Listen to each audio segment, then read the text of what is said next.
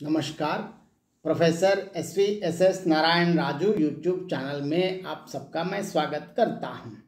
आज विभिन्न कवि या रचनाकार, लेखक या नाटककार या उपन्यासकार आदि विभिन्न महान विभूतियों के परिचय देने के श्रृंखला में सबसे पहले मैं मेरे प्रिय कवि डॉक्टर धर्मवीर भारती से आरंभ करना चाहता हूँ। आज डॉक्टर धर्मवीर भारती का परिचय दे दूंगा। डॉक्टर धर्मवीर भारती का परिचय और इसी को हम ये भी कह सकते हैं कि डॉक्टर धर्मवीर भारती कार्यत्री एवं भावयित्री प्रतिभा के मूर्धन्य कवि डॉक्टर धर्मवीर भारती नई कविता के यशस्वी कवि, कथाकार, निबंधकार एवं धर्मयुग साप्ताहिक के संपादक डॉक्टर धर्मवीर भारती से हिंदी जगत भली भांति परिचित है।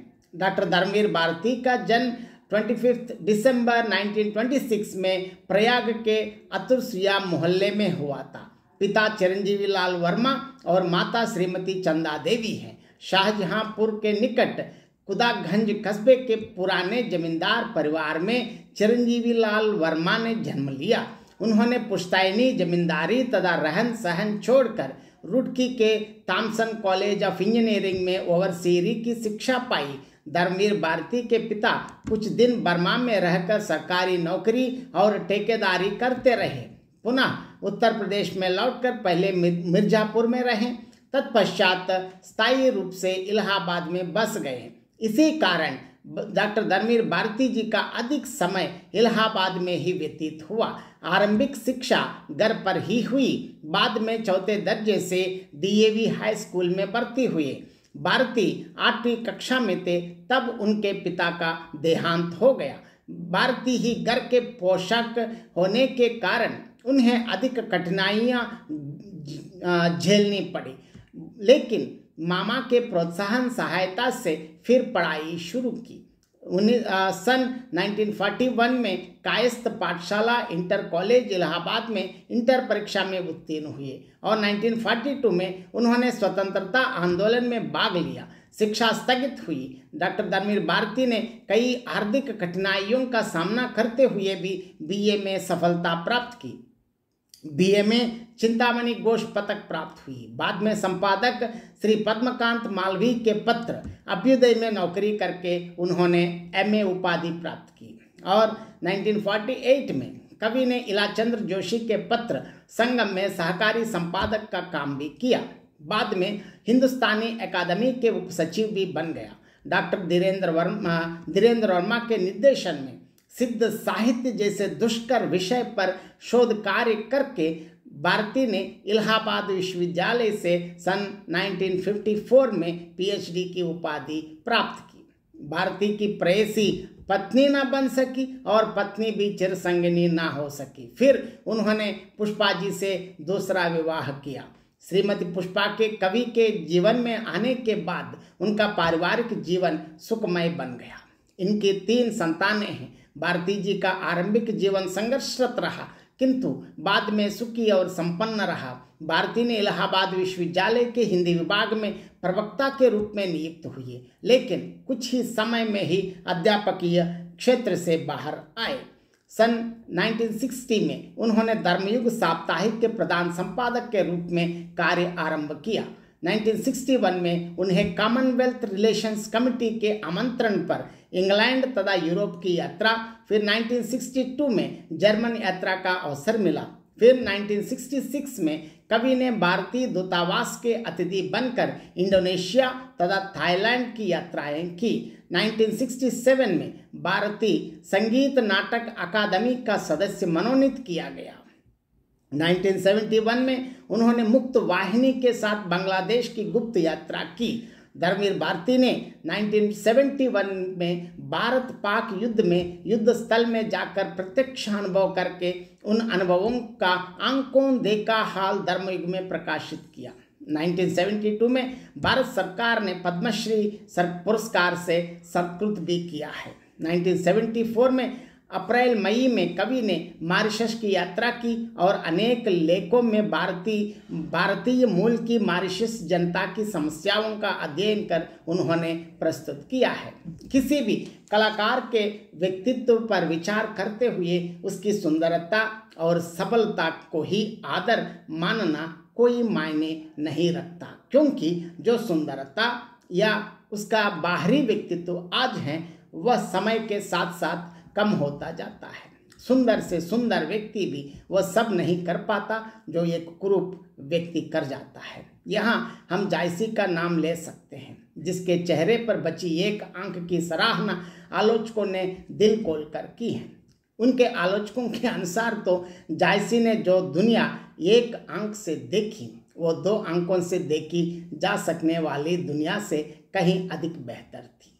सूरदास हम सब जानते हैं, आमतौर पर नाम सुनते ही अंधा ये इस प्रकार शब्द प्रयोग करते हैं। सूरदास जिन्होंने बिल्कुल अंधे होते हुए भी वह सब देखा और उसको व्यक्त किया जो आंखों वाली की समझ से बहुत दूर था। उनके बारे में तो कभी कभी इतना भ्रम होता है कि मन सोचने पर मजबूर हो जाता है कि क्या सचमुच सूरदास अंधे थे। मैं तो व्यक्तिगत रूप से नहीं मानता हूँ। यदि हाँ तो इतनी बारीकी से वे जीवन के छोटे से छोटे क्षण को कैसे पकड़ पाए। डॉक्टर धर्मवीर भारती के जीवन में आर्थिक समस्याएं तो शुरू में बनी ही रही और उसके लिए वे संघर्षरत भी रहे, लेकिन परिवार से इन्हें अपने पत्नी से संबंध तोड़ने पड़े। फिर इन्होंने पुष्पा जी से दूसरा विवाह किया तथा इनकी 3 संतानें हैं। इस तरह से हम कह सकते हैं कि भारती का शुरुआती या आरंभिक जीवन संघर्षरत रहा, किंतु बाद में वे सुखी और संपन्न रहे।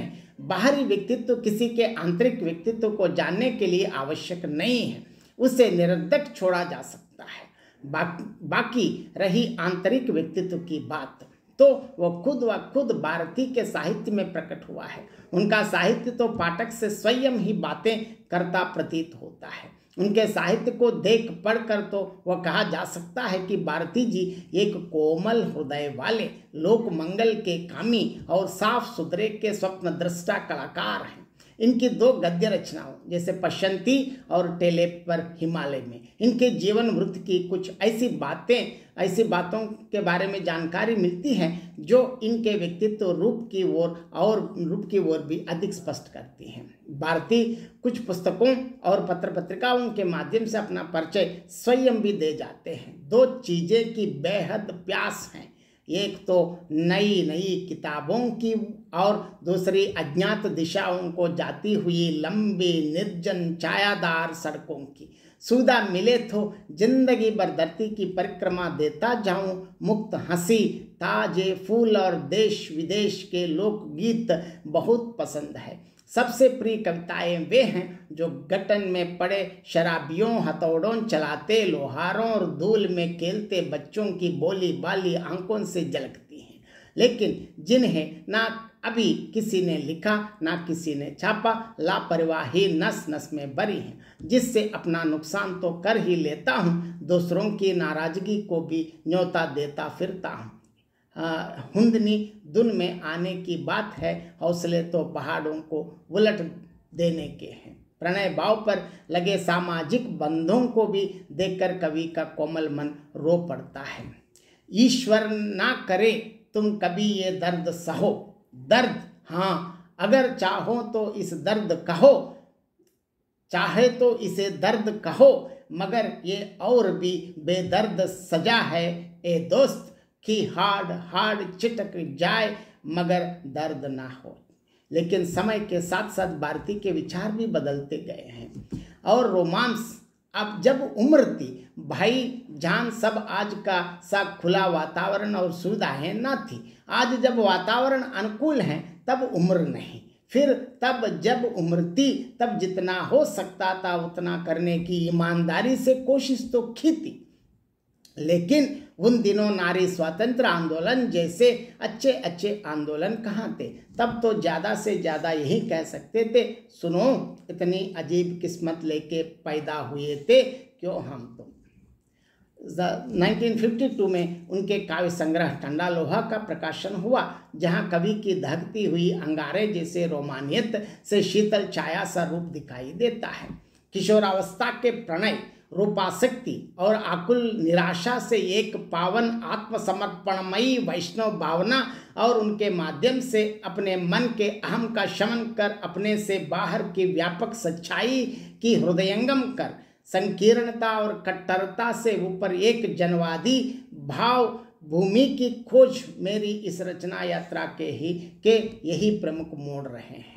अपनी इस भावना से प्रेरणा पाकर उन्होंने पौराणिक आख्यानों को अपनी रचनाओं का आधार बनाया। उनका सन 1955 में लिखा गया अंधा युग वर्तमान युग की जीती जागती तस्वीर है, तो दूसरी ओर कनकप्रिया 1959 में प्रकाशित है। में राधा कृष्ण के प्रणय संबंधों को नए रूप में नया अर्थ देने का महत्वपूर्ण प्रयास है। अतः उनके व्यक्तित्व के बारे में जान लेने के बाद सारांश रूप में कहा जा सकता है कि उनका व्यक्तित्व समय और वातावरण के अनुकूल बिखरता ही गया। जहां एक साधारण पाठक उन्हें संपादक के रूप में जानता है, वहीं हिंदी साहित्य के जानने वालों के लिए एक महान कवि के रूप में। और डॉक्टर धर्मवीर भारती के कृतित्व का संक्षिप्त परिचय हम देखेंगे। डॉक्टर धर्मवीर भारती हिंदी जगत के प्रसिद्ध कवि, कथाकार, निबंधकार एवं संपादक हैं। कथाकार के रूप में भारती की विशिष्ट ख्याति है। उनके दोनों उपन्यास पर्याप्त चर्चा का विषय रहे हैं। सूरज का 7वां घोड़ा ने हिंदी उपन्यास जगत में अपना विशिष्ट स्थान बना रखा है। पहला उपन्यास गुनाहों का देवता कथ्य की दृष्टि से तो सफल है। कहानी के क्षेत्र में भारती की 3 कहानी संग्रह हैं, गुल की बनो, सावित्री नंबर 2, बंद गली का आखिरी मकान की काफी चर्चा पर चर्चा रही। चांद और टूटे हुए लोग तथा बंद गली का आखिरी मकान कहानी संग्रहों से भारती जी ने हिंदी जगत में अपना विशिष्ट स्थान बना रखा है। विचारक के रूप में भारती गंभीर है। प्रगतिवाद समीक्षा, उनके शोध ग्रंथ सिद्ध साहित्य और उनकी एक अन्य कृति टेले पर हिमालय में भारती का विचारक रूप उभर कर सामने आया है। धर्मयुग के संपादक के रूप में भारती की सृजन प्रतिभा के स्तर ने दिन प्रतिदिन नए क्षितिजों तक विस्तार पाया है। भारती की प्रकाशित रचनाओं की सूची अब मैं देना चाहता हूँ। मुक्तक कविता ठंडा लोहा 7 गीत वर्ष, प्रबंध कनकप्रिया, दृश्य काव्य अंधा युग नदी प्यासती, उपन्यास गुनाहों का देवता, सूरज का 7वां घोड़ा, कहानी संग्रह मुर्दों का गांव, चांद और टूटे हुए लोग, बंद गली का आखिरी मकान, स्फुट ललित गद्य, टेले पर हिमालय, पश्यंती, कहानी अनकहानी, मुक्त क्षेत्रे युद्ध क्षेत्रे, आलोचना प्रगतिवाद एक समीक्षा, मानव मूल्य और साहित्य, शोध सिद्ध साहित्य, सहयोगी लेखन 11 सपनों का देश उपन्यास, अनुवाद ऑस्कार वाइल्ड की कहानियां, देशांतर, संपादन संगम सहायक संपादक, निकष सहायक संपादक, आलोचना सहायक संपादक, धर्मयुग प्रधान संपादक, हिंदी साहित्य कोश सहयोगी संपादक, अर्पित मेरी भावना भगवती चरण वर्मा का अभिनंदन ग्रंथ के संपादक भी रह चुके हैं। और इससे ये पता चलता है कि डॉक्टर धर्मवीर भारती की रचना प्रतिभा एवं लेखन विकास का बोध सहज ही हो जाता है और उनके साहित्यिक व्यक्तित्व के विभिन्न आयाम अनायास ही प्रकाश में आ जाते हैं। इस वीडियो को देखने या सुनने के बाद जरूर आप अपनी प्रतिक्रिया व्यक्त कीजिए। बहुत बहुत धन्यवाद।